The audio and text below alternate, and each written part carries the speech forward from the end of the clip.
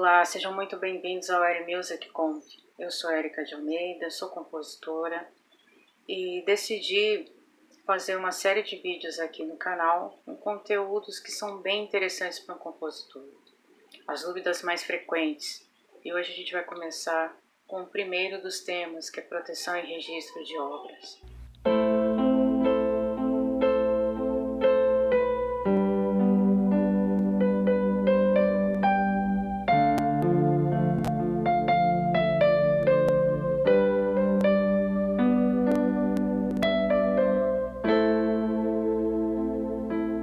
Bom, eu sou a Érica de Almeida e eu quero já pedir desculpas, vocês vão ver uns barulhinhos de chuva, às vezes vocês vão ouvir talvez o meu sobrinho, o Giovanni, falando de fundo, ele é autista, mas esse não é um conteúdo específico do canal, é um conteúdo que eu resolvi trazer para o canal porque ele é muito importante para um compositor.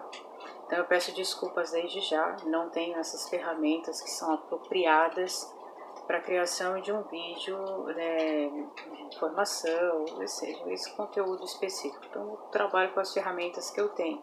E esse é o único horário que eu tenho para fazer esses vídeos. E eu tenho pressa de fazer alguns vídeos, até mesmo por alguns compromissos que não pode estar desmarcando, tá bom? Então era isso que eu queria dizer primeiramente. Bom, a primeira dica que eu dou para vocês, compositores, seja iniciante ou não, é proteja a sua obra. Ninguém melhor do que você para saber o valor que a sua obra tem. Eu acho incrível quando eu ouço algumas pessoas falando, aqui na internet tem muito disso, não, ninguém vai roubar a sua música, pode ficar tranquilo. Eu não confiaria muito, até mesmo porque não há como saber se uma pessoa vai roubar a nossa música ou não. A gente não sabe até que ponto a nossa música ou a sua música desperta interesse em alguém, né? Ou até mesmo em quem está falando para você. Não se preocupa não, ninguém vai roubar a sua música, né? Com todo respeito a quem pensa assim, eu penso diferente, não estou afrontando ninguém. Só fica a minha dica, proteja a sua obra. Não com arrogância, né? Tipo, nossa, criei uma música super F, né? E, ela vai bombar no sucesso. Não de modo arrogante, mas de modo como alguém que reconhece que teve um tempo ali muito importante dedicado àquela obra intelectual, que é assim que ela é reconhecida quando nós vamos registrar de modo formal. Bom, dito isso, vamos ao que interessa. Proteção e registro de obras é o primeiro vídeo que eu pretendo trabalhar com vocês aqui, de um dos assuntos mais importantes do compositor. Quando você faz uma música, na maioria das vezes o que você mais quer é protegê-la, né? É garantir que ela seja reconhecida como sua. Existe uma ou outra pessoa que não tem essa preocupação, mas é o comum de um compositor fazer uma música e garantir que ela seja sua, até mesmo porque ou você mesmo vai gravar, ou você vai ceder para que alguém faça essa gravação. Mas, de certo modo, ela pode te render um certo lucro. Então, é lógico que você quer garantir a autoria sobre ela. Então, vamos falar sobre registros informais e formais, começando pelos informais. Os informais, gente, a coisa mais simples do mundo hoje em dia é você fazer um registro informal da sua música. Aqui mesmo pelas redes sociais, você subir no YouTube, um canal aqui no YouTube, postar no Facebook, salvar no e-mail, você já vai estar fazendo um registro informal. Por quê? O mais importante é provar a data de anterioridade. Você precisa conseguir comprovar que você foi a primeira pessoa a exibir aquela música, apresentar aquela música, mesmo como autor daquela obra. Antigamente, né, o modo mais arcaico, mais interessante que existia de se registrar uma música é quando o compositor ele mandava uma carta para ele mesmo, né? Ele enfiava a letra ali, o cassete, às vezes até mesmo a partitura, e passava pelos correios. A data dos correios garantia a ele uma data, né?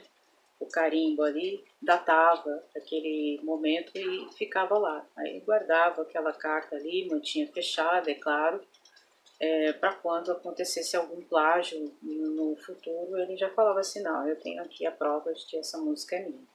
Tá? Agora a gente vai falar sobre a parte um pouco chata dos registros informais. Bom, a parte chata, gente, é que esses registros informais, eles não são 100% garantidos, né? Nada é.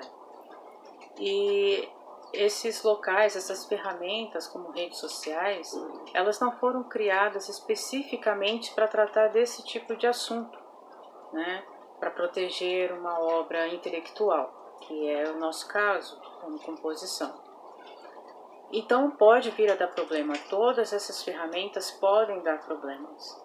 Elas garantem sim, tá? Elas vão ajudar você em relação à data, elas vão comprovar, ajudar, datando que você criou uma música, que você publicou ali uma música e sendo o autor dessa música naquela determinada data. Ajuda bastante, tá? Vale?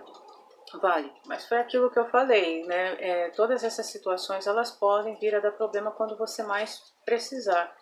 E o plágio, ele não acontece assim, você fez uma música, ele pode acontecer assim, né? Você fez uma música, outra pessoa viu e mais rápido que você vai lá e registra. Acontece. Mas o plágio ele pode levar alguns anos. E dentro de alguns anos, algumas coisas, dentro dessas informalidades utilizadas, pode ser que venha a dar problema. Cuidado é pouco, né? Não é exagero não. Eu pelo menos tenho as minhas composições como filhas, então eu entendo que toda proteção, todo cuidado que eu der a ela é o melhor que eu posso estar fazendo, para não ter problema depois. Mas enfim. No caso da carta, eu fico pensando assim, o meu maior problema no passado, eu sou compositora há 27 anos, né?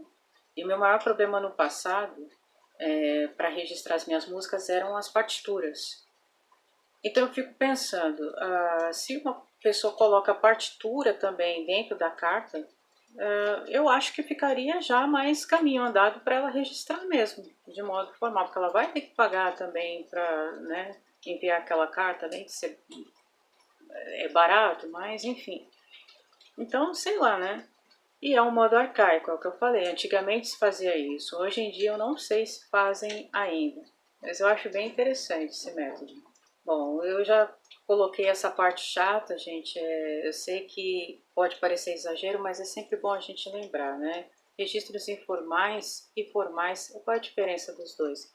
Os formais, ele contém assinatura, né? Que dá todo o reconhecimento legal por direito que a pessoa é autor daquela obra, tá? A autoria da pessoa sobre aquela obra. Então, a parte informal ela é válida porque ela vai datar alguma coisa, mas ela não é 100% garantida.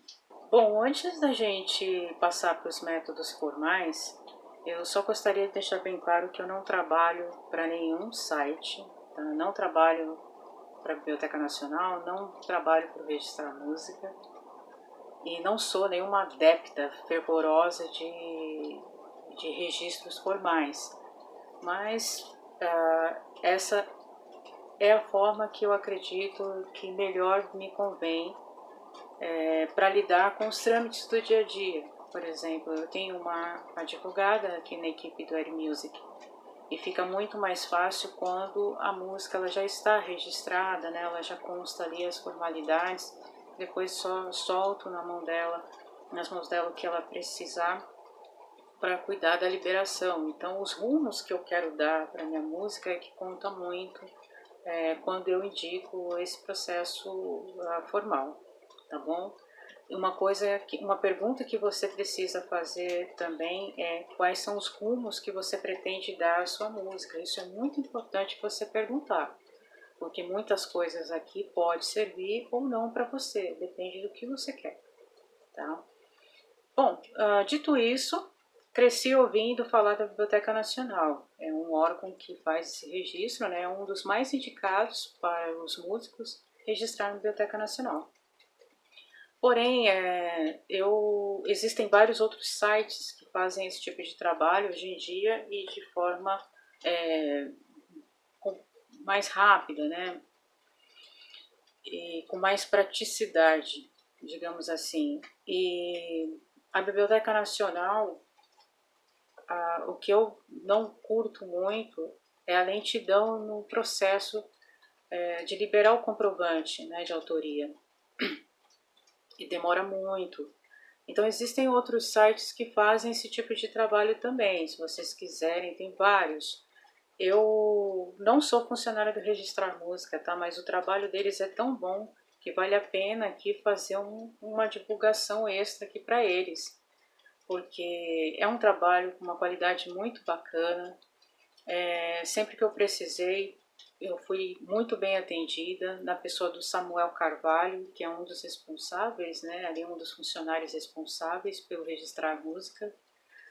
E por conta do Samuel, eu estou fazendo essa propaganda aqui, porque o site ele já me atraiu por ser bom, mas o Samuel ele incrementou a beleza do site, para você ver o valor de um profissional quando ele faz as coisas bem feitas, né?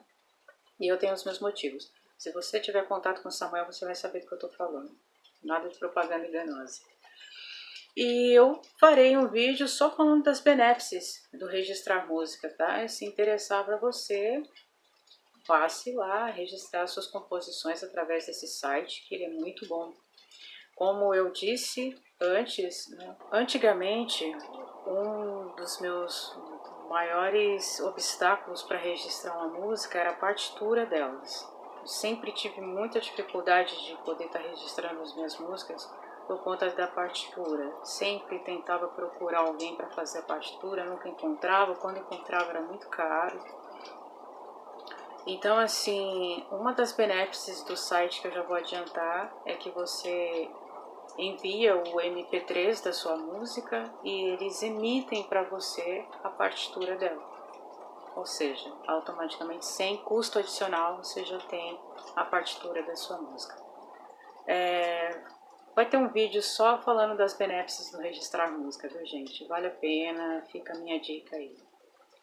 Bom, esse foi o primeiro dos diversos assuntos que um compositor sempre precisa saber para poder estar fazendo alguma coisa bacana em relação às suas obras, protegendo os rumos que vai dar para ela. E assim como você, eu já passei por diversas dificuldades de querer saber o que fazer e não podia. Hoje a gente pode trocar essa figurinha aqui e eu espero que sirva para você. Obrigado por assistir o vídeo até agora. Espero você no próximo vídeo. Bem-vindos!